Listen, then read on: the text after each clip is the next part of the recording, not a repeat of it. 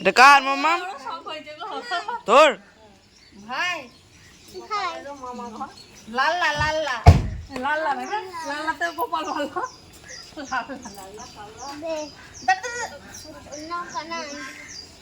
দিবিনি তুই?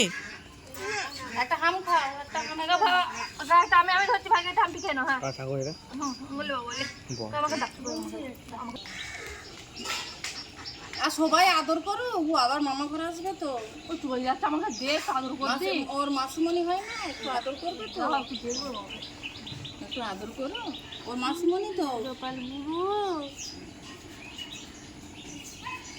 গোপাল গুরু আমার লেগে